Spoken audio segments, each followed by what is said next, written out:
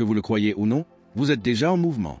Maintenant, à cet instant précis, vous ne restez pas immobile dans une zone neutre, attendant de décider de votre orientation spirituelle plus tard. Vous êtes déjà sur l'une des deux routes. Cette vidéo n'a pas pour but de vous effrayer. Elle vise à vous réveiller. Car peu importe qui vous êtes, ce que vous avez fait ou ce en quoi vous croyez en ce moment, vous êtes déjà en marche.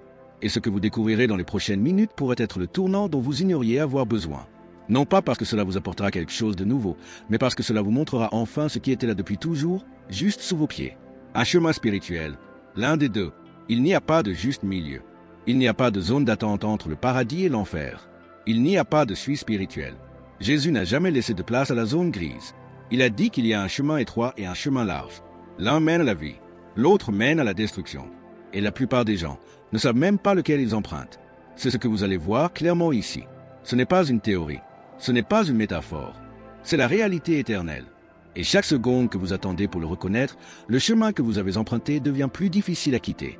Alors si vous avez déjà eu l'impression qu'il vous manquait quelque chose, si vous avez déjà eu l'impression de marcher sans direction, au pire, si vous vous êtes convaincu que vous le découvrirez plus tard, alors ce message pourrait bien être votre dernier avertissement avant que la porte ne se ferme. Car la vérité est brutale, mais libératrice. Chaque choix, chaque retard, chaque instant de passivité spirituelle façonne déjà votre éternité. Pas un jour. Maintenant, vous allez découvrir pourquoi le chemin large semble plus sûr, mais ne l'est pas. Pourquoi tant de gens se laissent tromper en pensant qu'ils sont assez bons. Comment Jésus ne se contente pas de vous indiquer le chemin étroit, il le parcourt avec vous.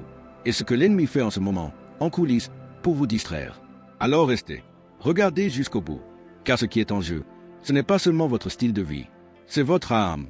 En Éden, Dieu n'a pas enfermé l'arbre de la connaissance derrière un mur. Il n'a pas placé d'épée flamboyante ni de foudre pour empêcher Adam et Ève de l'atteindre. Il leur a donné un ordre et un choix. Ce n'était pas de la négligence. C'était intentionnel. Dieu ne tendait pas de piège. Il honorait l'humanité avec ce qu'aucune autre créature n'a reçu, la dignité du libre arbitre, la capacité de choisir, pas seulement entre des options, mais entre des destins. Réfléchissez Y. Il leur a tout donné, un jardin parfait, une paix constante, une communion directe avec lui-même. Et pourtant, il leur a laissé la liberté de s'éloigner. Pourquoi? Parce que l'amour forcé n'est pas de l'amour. Et l'obéissance sans la possibilité de désobéir est de l'esclavage. Dieu ne voulait pas de marionnettes. Il voulait des enfants. Il n'a pas créé de robots programmés pour adorer. Il a créé des âmes capables de choisir l'amour plutôt que le mensonge. Et cette même liberté, si dangereuse, si divine, est toujours entre vos mains. Chaque jour, de manière que vous remarquez à peine, vous faites des choix éternels. Pas seulement dans vos croyances, mais aussi dans vos aspirations, dans ce que vous tolérez, dans ce que vous remettez à plus tard.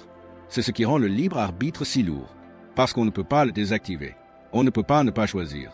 Même dire « je déciderai plus tard » est déjà une décision. C'est un « non » discret déguisé en prudence. La chute de l'humanité ne s'est pas produite par une déclaration de rébellion. Elle est survenue par un murmure de curiosité et un clin d'œil au mensonge. Une décision, un oui à la tromperie. Et tout a changé. Voyez-vous, le pouvoir de choisir ne se limite pas aux grands moments dramatiques. Il se ford dans les décisions les plus insignifiantes et les plus discrètes. Ce que vous observez quand personne ne le voit. Ce que vous justifiez dans votre cœur. Ce que vous taisez quand la vérité commence à s'imposer. Ce que vous remettez à plus tard, même si vous savez que c'est important. Et derrière chacun de ces moments se cache une réalité spirituelle bien plus grande que la plupart ne l'imaginent. Ce n'est pas seulement de la psychologie. Il ne s'agit pas d'être plus discipliné ou de devenir une meilleure personne. Il s'agit de l'alignement de votre âme, consciemment ou inconsciemment, avec l'un des deux règnes. Vous choisissez entre la vérité et la distorsion, la vie ou la mort, chaque jour. De la même manière qu'Adam et Ève ont dû choisir entre la vie et la perte, vous aussi. Et tout comme dans le jardin, Dieu ne se dresse pas sur votre chemin. Il est là, il observe, il appelle, mais ne force jamais. Car l'amour ne manipule jamais. Il attend, mais il n'attendra pas éternellement. Jésus n'a pas parlé par énigme lorsqu'il était question de l'éternité. Dans Matthieu 7, 13-14, il a clairement exposé. Il y a une porte large et un chemin facile qui mène à la perdition, et beaucoup entrent par là. Mais étroite est la porte et resserré le chemin qui mène à la vie, et peu les trouvent. Ce n'était pas de la poésie, c'était un avertissement, une carte spirituelle tracée avec précision et clarté. Mais voici le rebondissement dont personne ne parle. La route large ne semble jamais dangereuse au début. Ça ne crie pas, cela mène à la ruine. Ça sourit, ça flatte, ça divertit, ça offre du plaisir sans principe, une liberté sans limite, une foi sans conviction. On se sent en sécurité parce que c'est bondé, parce que c'est populaire, parce que ça ne pose pas de questions. Ça se laisse aller. Et avant même de s'en rendre compte, on marche confortablement vers sa propre destruction. C'est comme ça que l'ennemi travaille. Il n'a pas besoin que vous modifiez Dieu ou que vous brûliez des Bibles. Il a juste besoin que vous suiviez la foule, que vous choisissiez la facilité, que vous restiez distrait, que vous viviez dans le suffisant.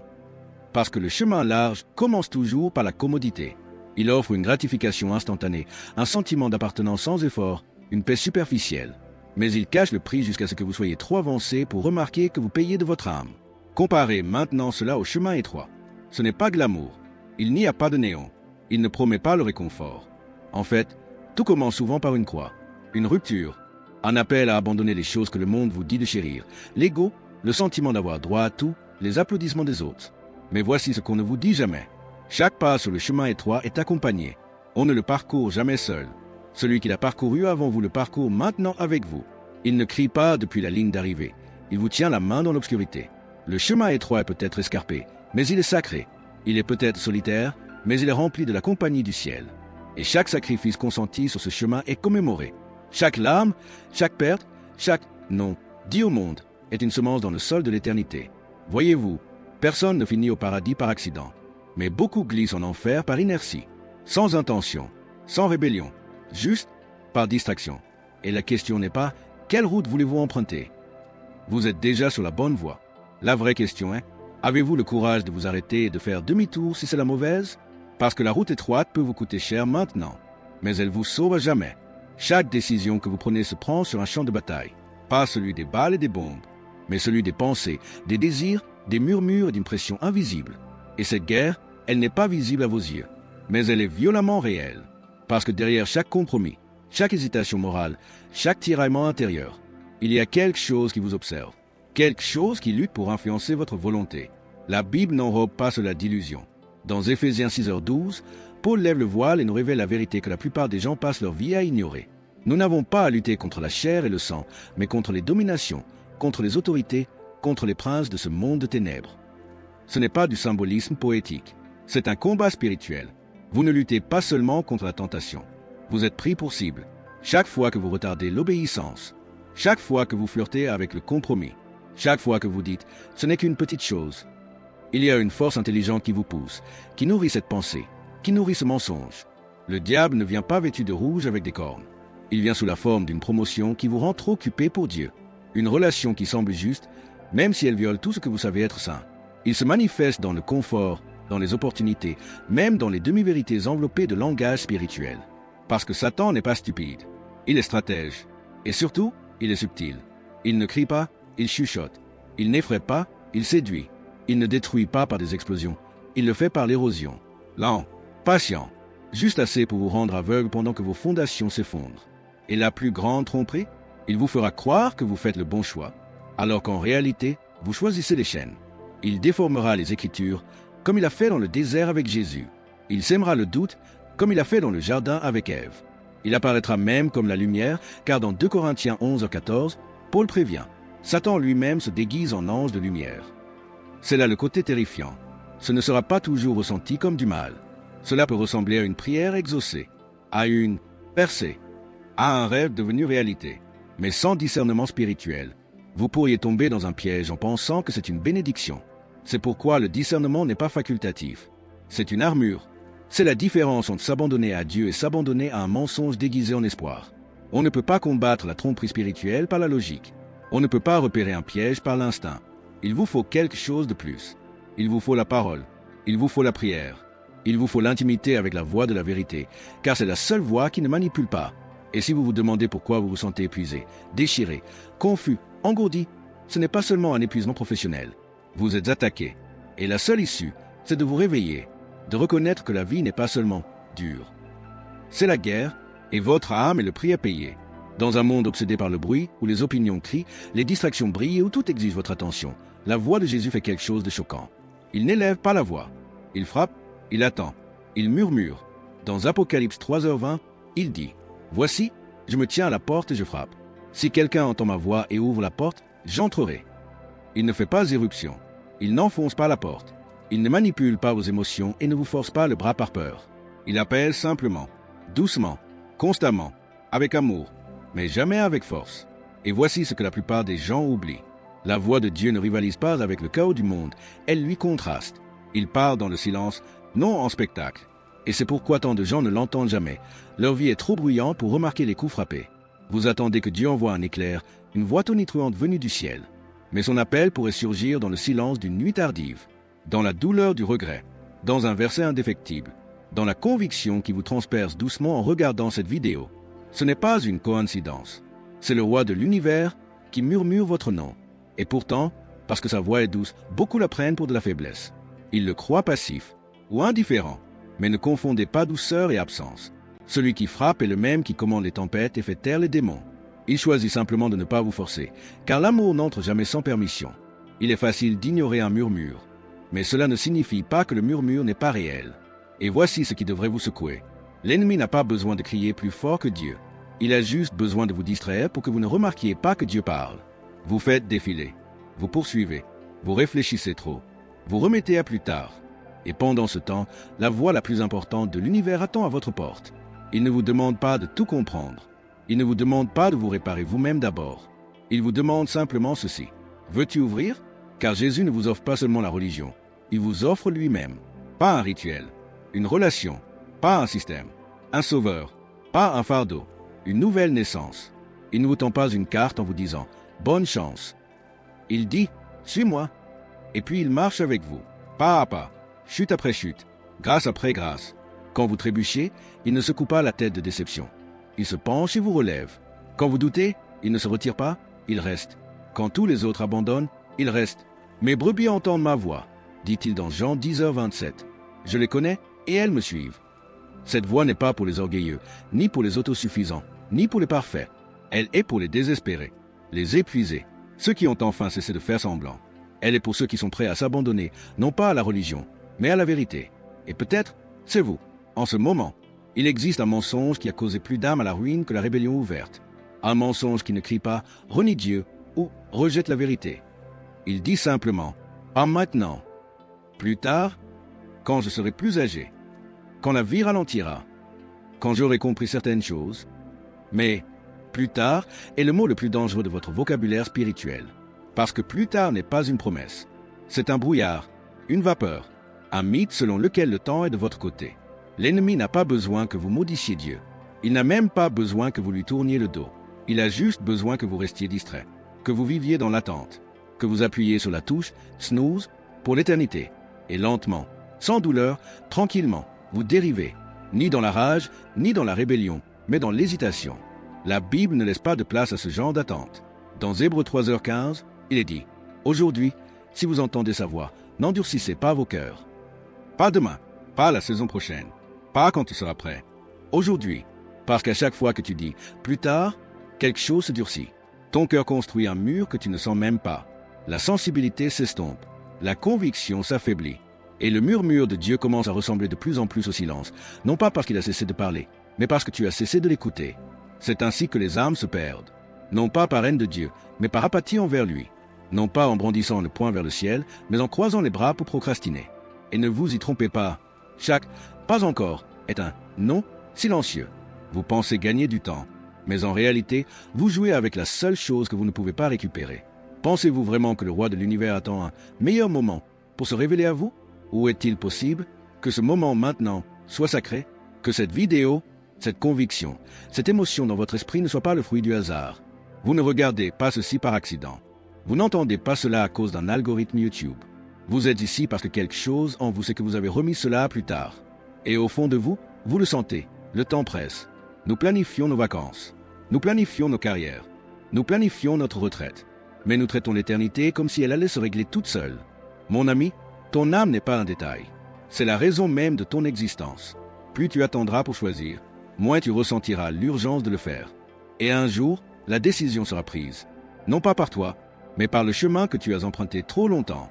Alors voici la vérité. Si le Saint-Esprit te stimule aujourd'hui, si quelque chose en toi c'est que le moment est venu, ne fais pas taire cette voix, car la porte de la grâce est ouverte maintenant. Mais elle ne le restera pas éternellement. Tu respires encore. Et cela signifie une chose, l'espoir n'a pas disparu. Peu importe combien de temps tu as erré, peu importe à quel point tu es tombé, la porte n'est pas fermée. Pas encore. La grâce n'a pas expiré la dernière fois que tu as fait une erreur.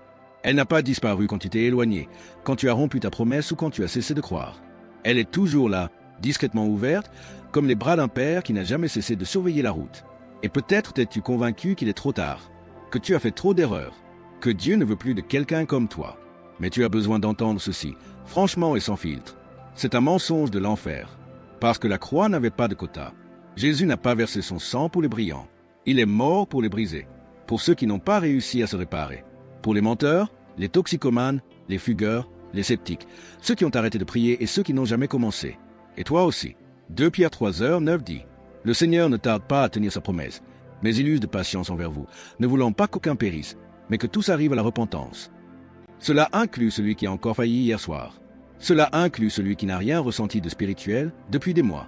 Cela inclut celui qui regarde cette vidéo avec un cœur rempli de culpabilité, se demandant s'il est même possible de recommencer. Écoutez attentivement. Dieu n'en a pas fini avec vous. Il n'a pas effacé votre nom. Il ne vous a pas exclu. Il n'a pas annulé votre appel. Comme le père dans l'histoire du fils prodigue, il scrute l'horizon. Non pas avec un fouet, mais avec une robe, une bague et un festin. Il n'attend pas pour vous punir. Il attend pour vous restaurer. Et à votre retour, il ne vous fera pas ramper. Il courra vers vous, car c'est ce que fait la grâce. Elle court plus vite que la honte. Elle n'attend pas à la porte comme un juge. Elle court sur la route comme un père qui attend chaque jour. Mais voici le problème avec cette histoire. Le fils a dû faire demi-tour. Il a dû cesser de marcher dans la mauvaise direction. Il a dû choisir de rentrer chez lui. La grâce n'est pas automatique. Ce n'est pas un système. C'est une porte et elle est ouverte maintenant.